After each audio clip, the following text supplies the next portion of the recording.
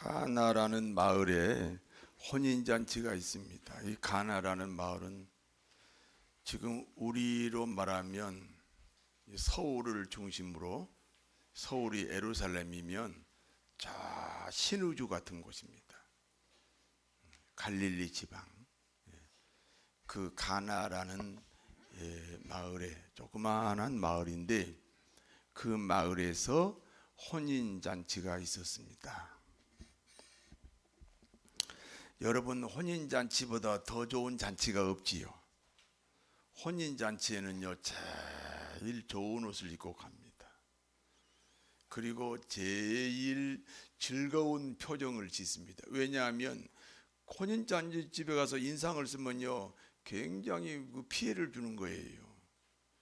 그러니까 아주 그냥 아주 즐거운 표정으로 제일 좋은 옷을 입고 서로 이 원수처럼 싸우더라도 거기 혼인집에서 만나면 아주 방실방실 웃고 서로 이렇게 친절하게 고운 말 쓰지요. 혼인잔치 집에 가보셨잖아요. 가보셨죠?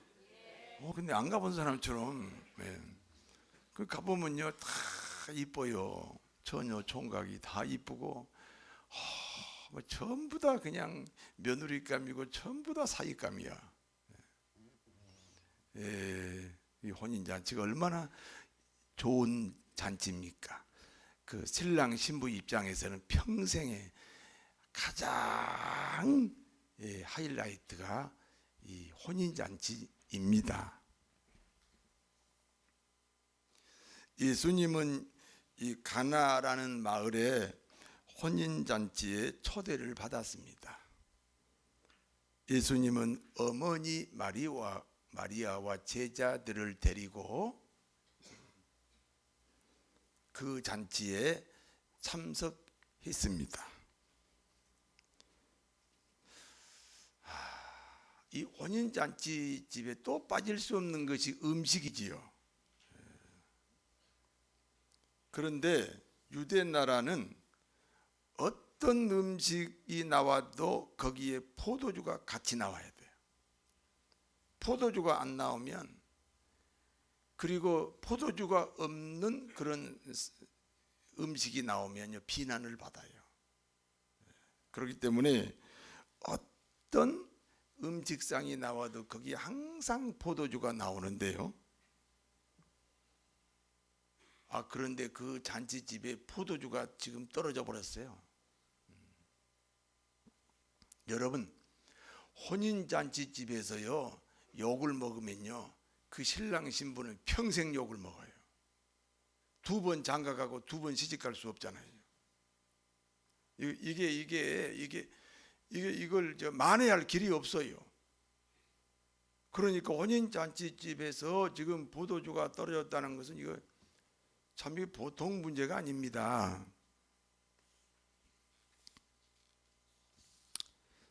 그러므로 그 예수님의 어머니 마리아가 예수님에게 이 떨어진 포도주를 좀 어떻게 해결해 달라 이렇게 부탁을 합니다.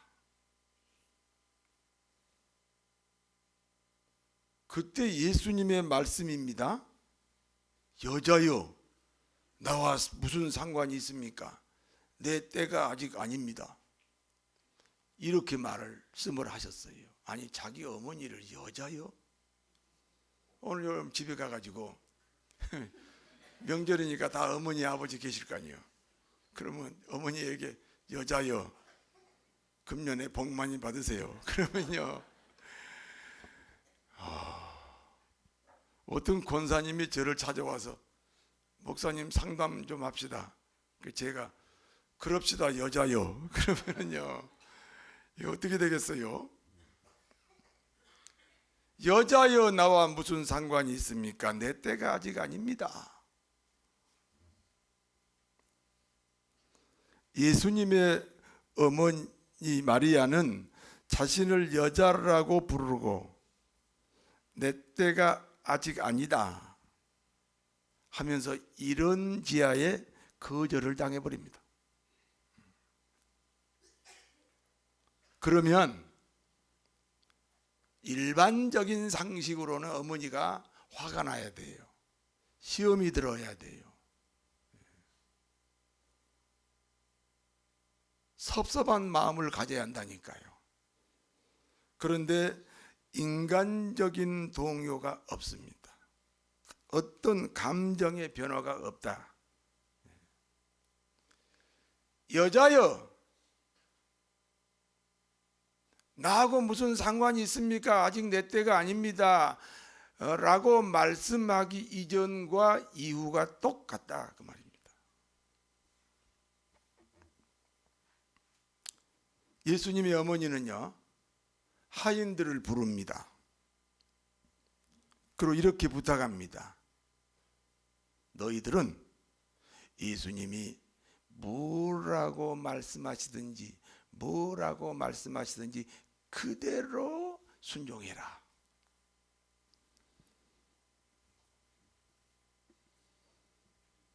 이 하인들은 지금 예수님의 어머니 마리아로부터 이런 부탁을 받았어요.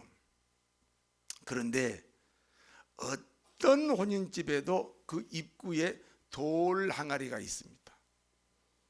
오늘 이 가나 혼인잔치집에는 돌 항아리 6개가 있어요. 제가 가봤는데 한 개를 분실하고 지금 5개가 있습니다. 이 돌 항아리의 용도가 뭐냐면, 이스라엘 사람들은 음식 먹기 전에 반드시 손발을 씻어야 됩니다. 발은 몰라도 손은 꼭 씻어야 돼요. 경우에 따라서는 발도 씻어야 돼요. 왜냐하면 신발을 벗고 들어가는 데는 발도 씻어야 돼요. 만약에 손을 씻지 않고 음식을 먹으면 쫓겨납니다. 그렇게 엄격합니다.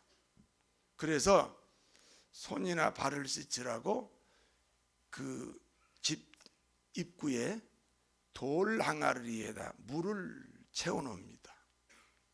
그런데 손님이 어지간히 왔다 갔는지 이 돌 항아리에 물이 지금 다 비어 있습니다.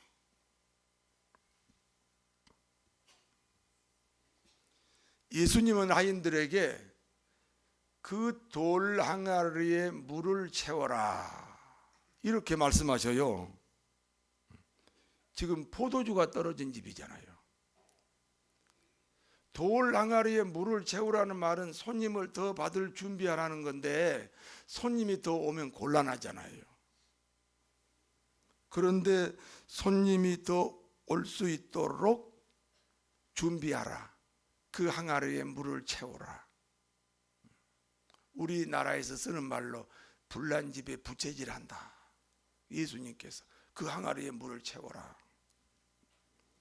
하인들이 이해가 안 가겠지만 주님의 말씀이니까 항아리에 물을 아구까지 채웠습니다. 한 50%만 채우면요 찰랑찰랑 소리가 나요. 그때 나온 노래가 찰랑찰랑이라는 노래가 있습니다. 그러니까 아주 아구까지 채워야 소리가 없이 봉사한다. 그래서 아구까지 채워라.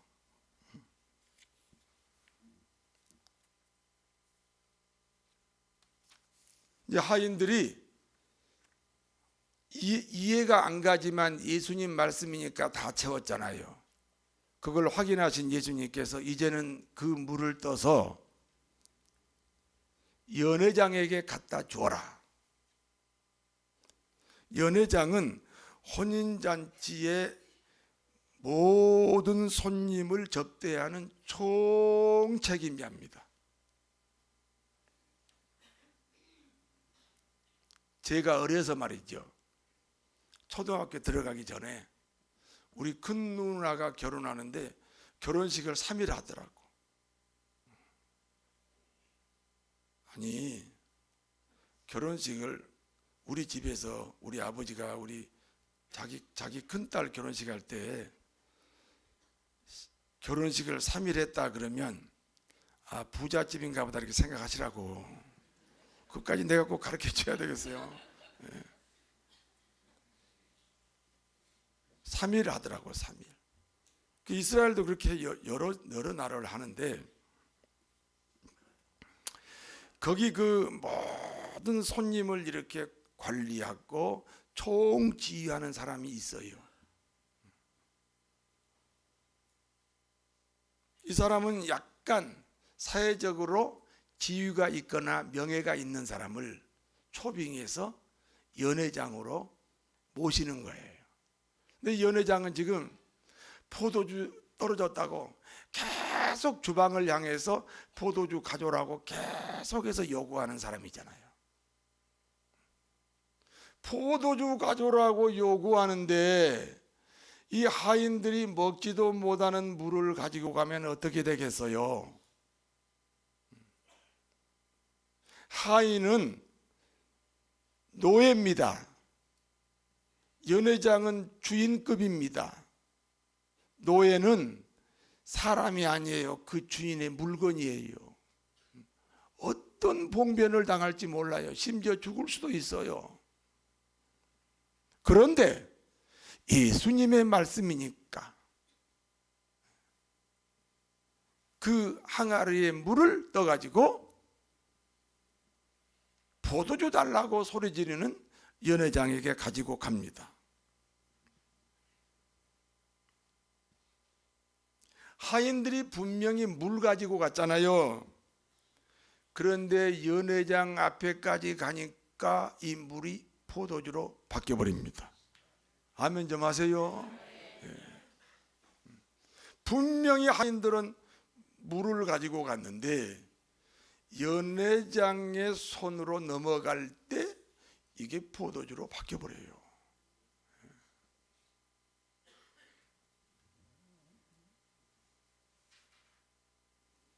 그런데 예수님이 만든 포도주니까 최상급이지요. 연회장은 신랑을 불러서 이렇게 말합니다. 사람들은 누구나 처음에는 좋은 포도주를 내. 그랬다가 사람들이 약간 술이 취하면 아주 질이 나쁜 포도주를 내는데 이것이 세상 인심인데 그런데 어떻게 당신은 나중에 포도주가 처음 나온 포도주보다 더 질이 좋고 더 맛있다. 당신은 참 성실하고 당신은 참 진실한 사람이다. 이렇게 신랑이 칭찬을 받습니다.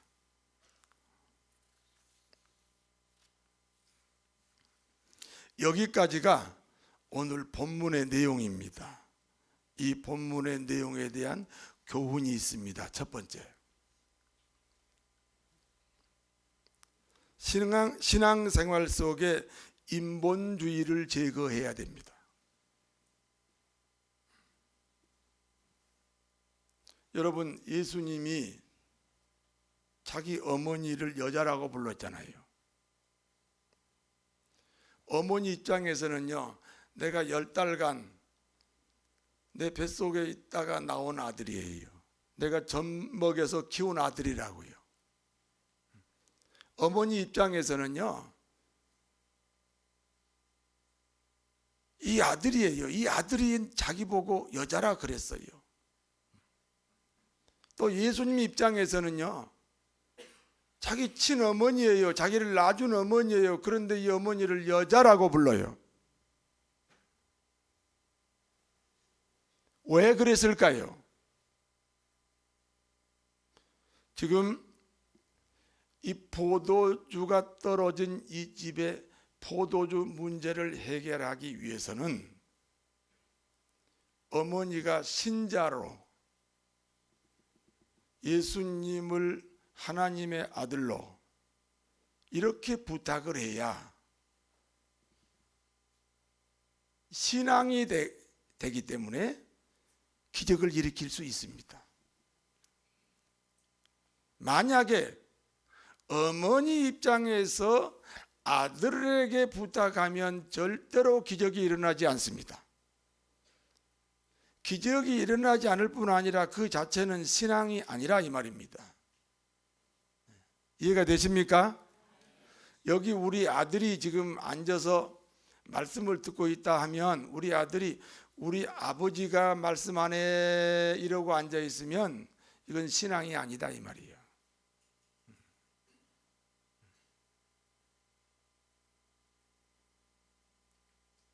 혹시나 예수님이 지금 테스트를 하는 거예요.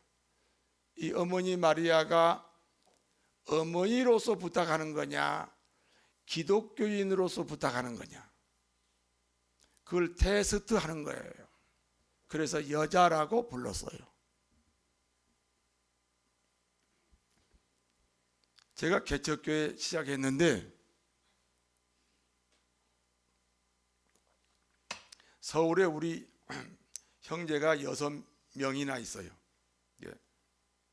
1호 누나가 둘, 밑으로 여동생이 둘, 그리고 막내로 남동생이 있어요.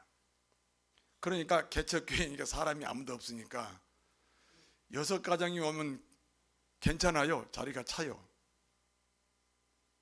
근데 아무도 못 오게 했어요. 저기 저 어딨냐, 저기 저기라니까, 저기 상계동 쪽에 있는 동생이 아주 어렵게 왔는데 내가 야단을 쳐서 보내버렸어요. 니네 교회 가라고. 왜냐하면 이게 정말 목사님으로 보겠느냐, 오빠로 보겠느냐, 오빠. 남동생으로 보겠느냐, 목사님으로 보겠느냐, 목사님의 설교를 하나님 말씀으로 듣겠느냐, 우리 오라버니의 말로 듣겠느냐, 이게 어려워요. 그래서 못 나오게 했어요. 사람 아무도 없는데 그래도 나오지 마라 그랬어요. 그때 교인이 한 명도 없다니까요. 뭘 먹고 살아요? 그래도 나오지 말라고 그랬어요.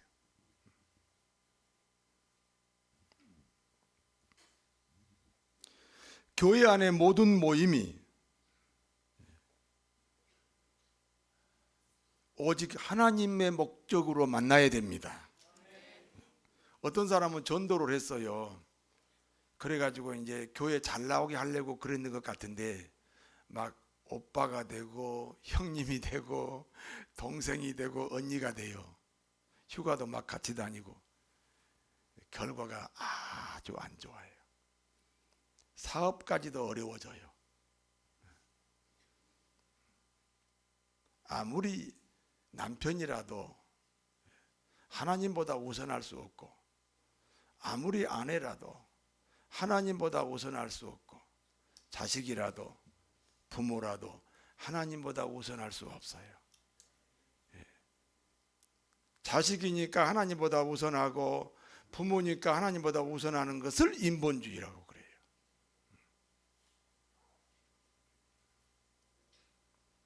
그러니까 옆에 사람하고 말하지 말라고요. 가족끼리, 미국에요, 내가 가본 교회 중에 하나는 이렇게 테이블처럼 만들어서 가족끼리 모여요.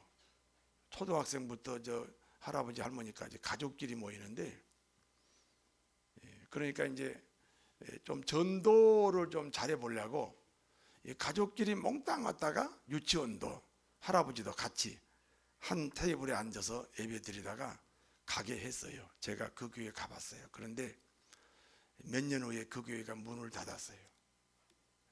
가족끼리 이렇게 앉아 있으면요, 성령이 역사할 수가 없어요.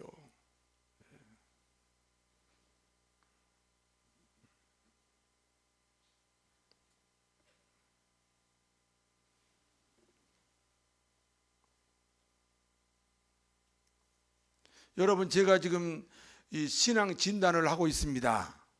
병원에서 의사가 진단하잖아요. 당신은 말이야, 당신은 술 먹지 마세요.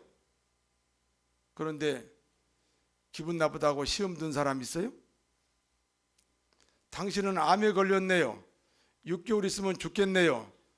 그렇다고 화내는 환자가 있나요? 목사님이 지금 진단하는 거예요. 인본주의는 하나님과 원수라. 그러니까 그 인본주의가 무엇인지를 제가 지금 진단해 주는 거예요.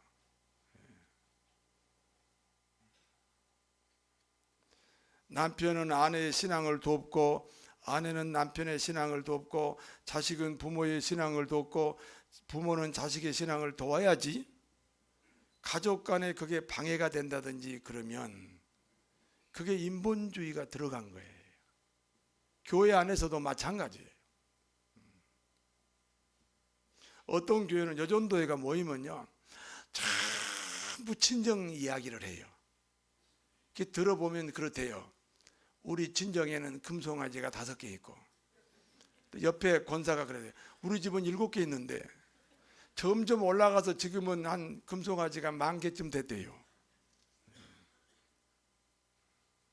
아파트가 몇 평이냐? 이번에 장이 들어왔는데 얼마짜리 들어왔냐?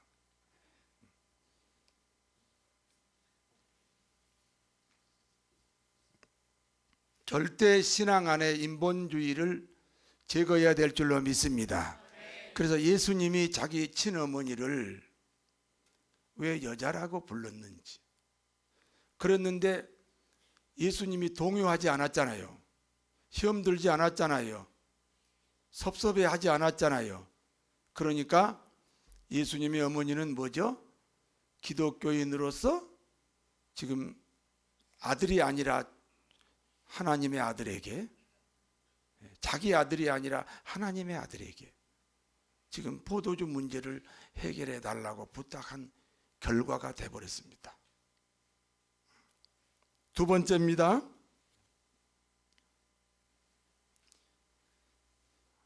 예수님의 때에 우리의 인생을 맞추어야 합니다. 자, 보세요. 분명히 예수님이 뭐라고 하시면서 거절했어요. 내 때가 아니다. 그 때가 아니다. 봄, 여름, 가을, 겨울, 2015년, 16년, 17년 그걸 때라고 그러잖아요. 시기라고 그러잖아요. 내가 이런 일을 할 시기가 아닙니다. 내 때가 아닙니다. 그런데 돌아서서 지금 이 물을 포도주로, 이 혼인잔치집에 필요한 포도주를 지금 해결해 주셨잖아요. 그러면 예수님이 말씀하는 때는 언제인가?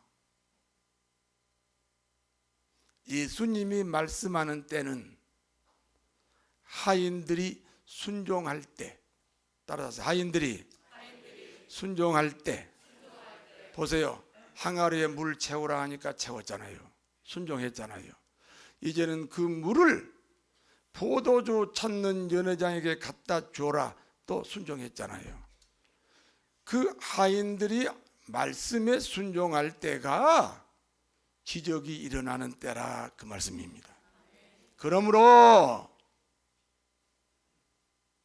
여러분도 여러분의 시간표에 인생을 맞추지 말고 예수님의 시간표에 인생을 맞추는, 그래서 2016년에는 기적 같은 축복이 이루어지시기를 진심으로 축원합니다. 예수님의 때, 말씀에 순종할 때, 그 때가 복을 받고 병도 고치고 기적도 일어나고 소원도 이루어지고 문제가 해결되는 바로 그 시간이라는 사실을 우리 마음에 깊이 깊이 새기시기를 바랍니다. 세 번째입니다. 혼인잔치와 같은 신앙생활이 되어야 합니다. 혼인잔치는 즐거운 곳이라 그랬죠. 혼인잔치는 기쁜 곳이라 그랬지요. 혼인잔치는 원수끼리 만나도 서로 친절하게 한다 그랬지요. 아니, 혼인잔치 집에서 싸우는 사람 봤냐고요? 뭐 신부의 스토커예요? 거기서 싸우게? 없어요. 참 즐거운 곳이에요. 그러니까 우리의 신앙생활이 혼인잔치와 같아야 한다. 자, 보세요. 그 혼인잔치의 중심이 또 음식이잖아요. 음식이 뭐예요? 하나님의 말씀이지요. 말씀이 풍성하지요. 혼인 잔치가 신앙생활이라 그러니까 이렇게 생각하는 사람이 있어요. 신앙생활이 교회 생활인 줄 알아요. 신앙생활이란 교회 생활과 사생활을 포함해서 신앙생활이라고 합니다. 제발 말씀드리는데 교회 생활만 신앙생활이 아니고 교회 생활과 사생활을 다 합해서 그리스도인은 일상생활이 신앙생활입니다. 여러분의 일상생활이 혼인잔치집 같이 되기를 진심으로 바랍니다. 풍성하잖아요. 그런데 혼인잔치집의 중심이 뭐라고 그랬죠? 포도주라 그랬잖아요. 그러니까 남자들 지금 이랬다고 속으로, 알았어, 포도주 먹으란 얘기구나. 포도주나 소주나 뭐 다 술은 술이지 않냐, 이렇게 생각하면 안 돼요. 여기서 포도주는 혼인잔치가 신앙생활이니까 거기에 중심 음식인 포도주는 기쁨을 상징합니다. 그게 신앙생활이라는 그런 거예요. 기쁨 없는 기도, 잘못된 기도. 기쁨 없는 봉사, 잘못된 봉사. 기쁨 없는 헌금, 잘못된 헌금. 기쁨 없는 순종, 잘못된 순종.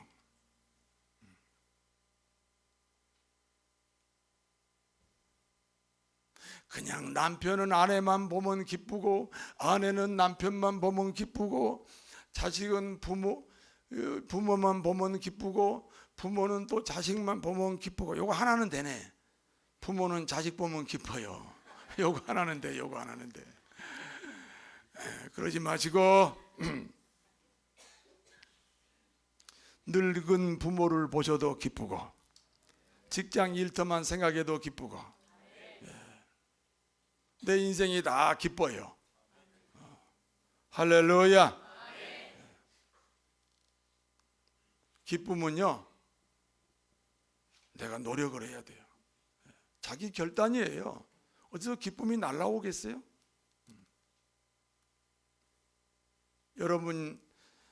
여러분의 삶이 혼인잔치 같이 되기를 진심으로 바랍니다. 그러려면 뭐가 떨어지면 안 돼요? 포도주가 떨어지면 안 돼요. 그 포도주가 뭐라고요? 기쁨입니다. 기쁨. 항상 기뻐하라. 기뻐할 수 없는 일에도 기뻐하라.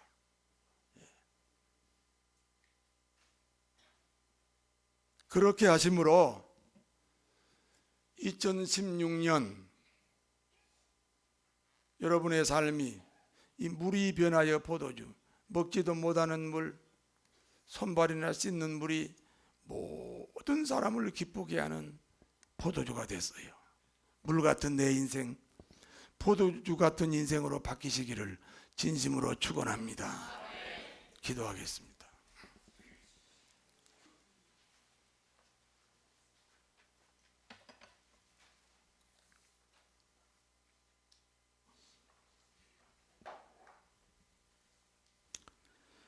하나님 아버지, 신앙생활 속에 인본주의를 제거하고 예수님이 말하는 시간표에 내 인생을 맞추고 혼인잔치 같은 신앙생활 되어서 기쁨이 넘치고 또 넘치도록 저희를 축복해 주시옵소서. 예수님 이름으로 기도하옵나이다. 아멘.